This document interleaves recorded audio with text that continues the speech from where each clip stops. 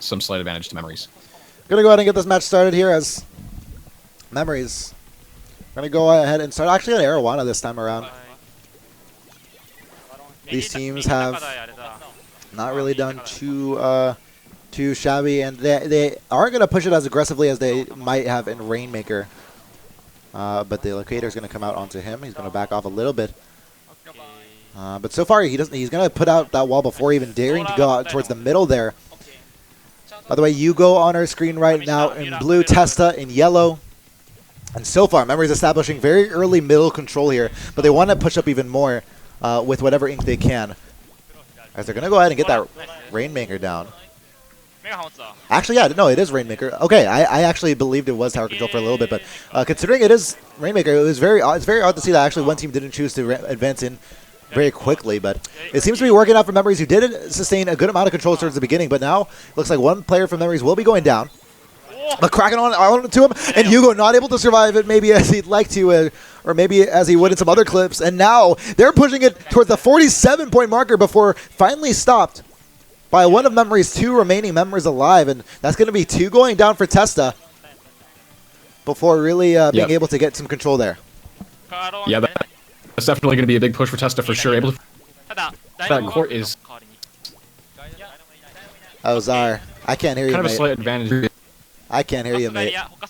We're gonna. I'm gonna have to. I'm gonna continue on without you. But yeah, for now, he was able to at least push it just for a little bit, or at least Memories was able to push the objective just for a little bit and get maybe some ink down on the ground. But unfortunately for him, it looks like he's being bested by TESTA right now and trying to get back to it. The blaster putting a lot of pressure onto him right now, and getting the wall right next to that Rainmaker is a pretty key spot as they're going to get rid of the, and that's a full ace, and this might be the push they're looking for, as this is a very vertical map, as we've mentioned plenty of times. That Killer Whale is going to get a member unsuspecting of that Killer Whale coming in, and that Dynamo is going to do a lot of damage and putting ahead, paving forward a path, but they're going to lose that Rainmaker down to the Dynamo, I believe, just in time, even though that they were able to get a near wipe. And that is going to sincerely hurt them, but maybe not for too long, as that Killer Whale is going to come in, and they might go for the win, as he's blasted right with 13 points left to go. But a fantastic push on behalf of Memories there. A very good push by Memories. He was just coming in and kind of wiping out the whole team. And sort of out of nowhere, really, it started with that ace, and it was a really nice Killer Whale to be at least able to push a TESTA team that was respawning all at the same time. And that delay really hurt them a lot, getting Memories to that 13-point marker there. And now I'm wondering, will they be able to keep up this pressure? Do they still have in control in the middle of the map, even on the side alleys? And so far, the answer is yes. They still are very much extending into enemy territory here. And he's going to be able to win that 1v1 against Redo with his blaster. With the Echolocator up, they will know where they're trying to advance on, and of course that has to be on the left side where the Rainmaker is located. Wall's going to be established so they can easily get control here, but there's a wall on the other end of that one as well. That's going to be one Memories member going down, but there's a player teleporting in, and I don't know if they want to do that. As Cross, is he alive? No, he's alive. He survived, and he's going to travel back to base. Fortunately enough for him, he will get away with that one, but in the meantime, TESTA moves on, and with the Rainmaker. Rainmaker coming down in the middle. That's a bubble being activated from the Slosher, but Hugo has no protection right now. Somehow able to survive, if only for a little bit. Good play by the 96 there, knowing Hugo is trying to get around them and kill them, but he just drops down and takes them out. That's 2 members taken down from Memories, but also from TESTA as well. A little bit of breathing room for both of these teams as they try to recover back to that Rainmaker. Yeah, it looks like TESTA has mid right now. They popped the Rainmaker. They're probably going to try to gain specials and push with them. I honestly don't. I was gonna say I don't suspect them to go down the middle because it looks like they already had a player to the left side getting a path clear for them. But looks like that wall is gonna be enough for them and not gonna last enough for them. It looks like they kind of faked going down the alley and then went mid, but they ended up getting taken out anyway. Unfortunately, it looks like. Well, firstly, it looks like TESTA tried to spawn towards the Rainmaker. They're not gonna be able to do that just as of yet, and a lot of ink control has been established by Memories here. In this game 1, but they're going to bring it back to base with 24 seconds left to go, and this is looking pretty promising for them. Typically, you should be able to protect it, at least on Arowana, which doesn't really have too many alternate paths, and this might be exactly what they wanted, as actually they have the Rainmaker on the left side now. A little bit confused as to why, but either way, they have plenty of control established here. 2 are down for TESTA, and it looks like they're not going to be able to have too much luck with this. This game is going to Memories right from the get-go, as Memories will take game 1 And although TESTA was somewhat surprising and somewhat very scary to watch in the losers quarterfinals, none of that's shown just as of yet. We'll have to see what will happen right now. But in the meantime, Zara, maybe you're able to talk at this point in time and not sound like a robot on our end at least, and maybe give your insight as to what happened that match. The quick brown fox jumped over the lazy dog. Was that consistent yes, enough? You're good. Yeah, no, you're good. Dude, you're good now. You sound like a sultry voiced radio announcer. Let's do it, Dan. All right, let's get the radio voice on there. Yes, sorry, I was actually kind of panicking throughout the entire match trying to get things fixed up on my end. Yeah, no, it's perfectly that's perfectly fine. All right, so we have a lovely. We don't get to do these too much, these tricasts, because it's a little bit tough to do, especially with coordination. But fortunately enough, I'm going to have the three of us to call this one out. And by the way, thank you to everybody who's helped us on Twitter. We've reached just recently 1,000 followers, so thank you very much for helping us accomplish that milestone. Now, regardless of that, let's go ahead and move on. We're actually going to see Flounder Heights, I believe, which we haven't really seen in a long while now. We actually haven't seen that, I believe, since either the earlier in the day, but I'm pretty sure we just saw it in the late phases of the bracket in day one. Yeah, is this Yuo switching off something other than the 52? Whoa. This we don't see. I have never seen him play a different weapon. Neither have I. We'll have to see. I mean, 52 isn't the best weapon for Flounder Heights because you don't really get to use the walls too much as people just kind of lurk on walls and flank you, but we'll see. He wants that bubble, though. I think it's pretty clear. Yeah, and the blaster shoots kind of, if someone's hiding on the wall, the blast kind of goes through the floor and kind of hit them. So it's good for getting people. Yeah, we were seeing in one of the previous matches on Moray that when Paradise was actually playing, they were trying to rock a wall set on that map, and it didn't really work out to their advantage too great. So I think maybe he's making the right decision here, trying to get a different setup to work for the map. Nikura also look at this. Nikura's not on the sniper. He's on the octo shot. Nikura being Memory's sniper. I'm a little bit... my face right now is just full of question marks. Yeah, it makes sense. Sniper is not very good on this map, and 52 isn't either. So we'll see. We'll see how they do with these new weapon picks. I don't know. I mean, first of all, okay, it's splat zone, so I guess. But even though I wouldn't even necessarily agree with you on that one, I think the sniper definitely has its place on this map. But we'll see how it turns out for KitKat, Nikura, and the rest of Memories here, as the change in weapon composition is a little bit of a... Well, we're not used to this one at least, but either way, they establish some semblance of control here towards the left side, but they do have an aggressive player on the left side coming in for TESTA. Not going to be able to win this one at this angle at least, but he's going to use as you were saying before, he's going to use that blaster to be able to really get the blast radius to get a member or two, and that's going to be a trade at least for Rito. And what's important in that is that he allows two of his teammates to port back to him, which is going to allow them to get some sort of control. And they're going to be able to push this lead at least a little bit before getting destroyed by Yukimi and his 10 attack. Yeah, very good suction bomb there. 10 attack is really good for just kind of killing people that super jump in and letting you do other things. Right now, we will see the echolocator being activated on behalf of Memories right now. They have a lead, but it's very, very slight here. Yeah. As I don't know if he did a good enough job to get on top. Yeah, he did. Maybe able to win this 1v1 as he is in a good position to use the blast radius to his advantage. Here. Nice direct as he jumps up into his shot. It was actually a one-hit kill there as he landed the shot perfectly. That's a trade on the left side. Nikura able to spawn because of that, and they're actually able to establish some control on their splat zone. Now the question will be if that Dynamo Roller can arc his shots over onto the opposing side's territory. So far, not as of yet. Looks like the spot zones are heavily in contention right now, with TESTA approaching from the wall side of Memory's spot zone. But currently it's not turning out too well for them, as it looks like a double kill coming in for Yugo. That's going to be pretty big, as there's only 2 alive right now. Of course, there's only 1 alive right now for TESTA, and that's going to be a triple kill coming in for Yugo, as he allows for his team. It's not only to spawn in, but to establish a lot of control in these spot zones and to potentially further their lead. But that is put to a halt immediately, as This is an incredibly back and forth match we're seeing here. Yes, it is indeed back and forth, but I'm honestly really shocked that Yuko is able to perform this well with something that seems so foreign to everyone that thinks he's always running the 52 gal. Honestly, it's pretty crazy that they were able to pull this out of the back of their pocket.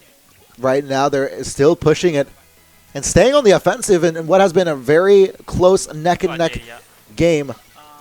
Yeah, it looks like, honestly, this change of composition is working out really well for them, because if you notice, they're splitting 2 and 2 toward each zone, and the sniper's just kind of stuck back in base, so they have an advantage, a numbers advantage in one of the zones. It looks like every single time that TESTA seems to gain control of memories, the splat zone on the side of memories, they lose it instantaneously, die in the splat zone more often than not, which spreads a lot of yellow ink in the splat zone. And, well, it's not turning out to the greatest for them. It looks like any offense by them is quickly thwarted by the defense of memories in what has been a very quick kill-death game. Turbulent, if you will, but regardless, memories once again gets territory for probably the 50th time this game, and still just getting points one by one. Cross trying to spawn on in Nikura, able to provide some sort of defense. That's going to be a straight up kill onto Redo. That's a double kill coming, and then he's 2 for 2 in these past 2 shots, as that will be a near ace there. 3 going down on TESTA's side, and that's going to be once again territory gained by Memories, and this is definitely Memories' game, as the change in weapon comp is doing absolute wonders for them. Yugo approaching the left side. He's been dominating the game so far. The use of the Disruptor will be able to spot out, or at least stop one member from TESTA from being able to advance, and he's going to be able to spot one coming up the right side and stop them immediately. Fantastic stuff from Yugo, as Memory seems to gain control for the win here. Yeah, this Blaster's doing a very, very good job of covering the wall by their zone. Ooh, that's going to be Nikura going down, though, to the right side. Maybe, yeah, that's the first time that Yugo's gone down in a while, and it's a 4v2 situation where TESTA might be able to exploit some open space finally for them. But we do have some 2 squids jumping on over to the right side now, or excuse me, just one, as Yugo's going to take the opportunity to take a stroll down memory lane on this left side. He used to occupy so much towards the beginning of this game. Now seems to be a huge memory in the past, as he has been occupying the middle and the left side for the most of the game. As you can see right now, he's dominating it, using the bubble to his advantage, but not able to spot him out just yet. Okay, finally gets the kill, is able to jump away, get some... Yugo, calm down. 30 seconds left on the clock. That's 2 down, though. That's 2 down for Memories, as 26 seconds left on the clock. It looks like everything is going fine for them, and they should be able to pull this one out, but maybe TESTA looking for a last-second comeback.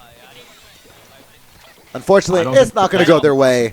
And I think with 14 seconds left to go, we're very much going to be seeing Memories end up with a win here, as the Dino Roller will be able to get 1 kill, but no more than that. As, wait, finally TESTA's able to get control, but only for a little bit. 4 seconds left to go. Will they be able to get the kills needed?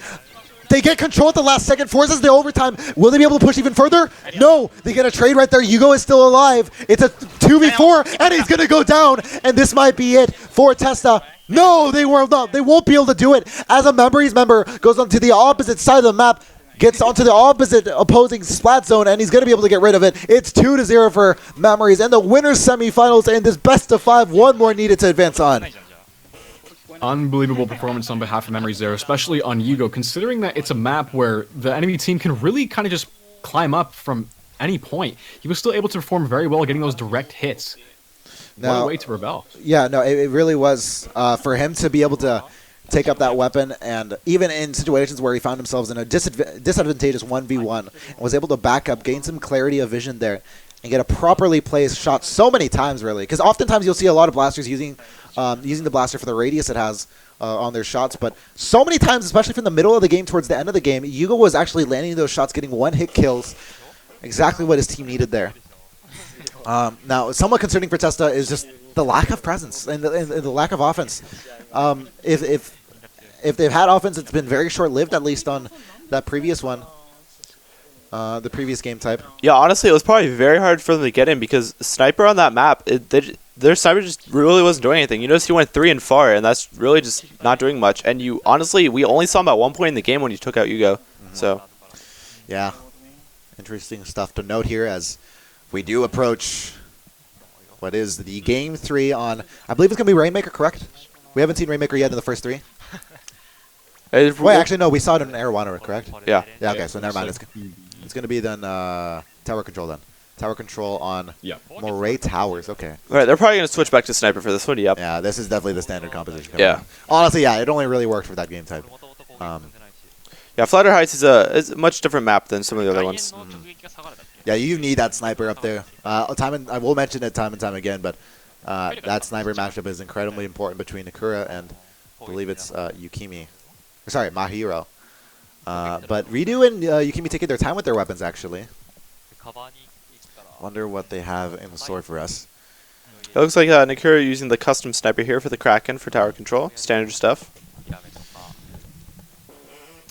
Memories, I think they're a little bit puzzled too as to what's taking them so long, and I have to be wondering what's going on for them. Yeah, they're probably just discussing strats, what to do on this map, what they want to do. Well, we're paying a very close attention to what this early loadout here is in the beginning of Moray Towers. As let's take a look here. That's a Dynamo. Looks like they have very, very similar compositions. I think they have the exact same composition, except for the only difference being the 52 gal that Yugo has and the 96 gal that TESTA will have. So yeah, we'll TESTA also has like gold Dynamo instead of the silver. Okay. So right now, yeah, Yugo up advancing onto that right side. He's going to take his time with this one, but he sees the blaster coming out on his right side, but he's going to lose that 1v1 actually. That's two quick, very quick kills coming in. But in response, two quick kills on the other end. Both Memories and TESTA going down there. And now 3 down, 4 down, 4 down for TESTA there, and that's going to be a Memories push right off that. As Yugo looking to advance on to the enemy wall there, maybe get behind TESTA's advances, and they're going to be able to gang up on that TESTA member in the corner, get the kill, and maybe even push up even further to the echolocated person on the top of this ramp. Dynamo Roller sees him though, he knows, and he's going to turn around, get the kill. He falls for that kill.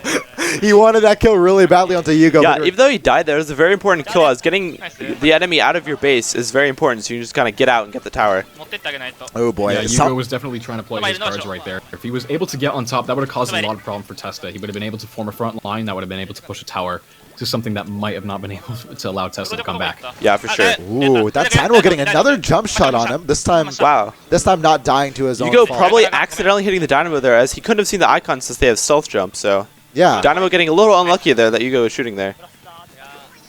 Nice, yeah, nice point actually. I didn't even notice that. That's going to be a shot on the person who seemed to at least want to try to get something going.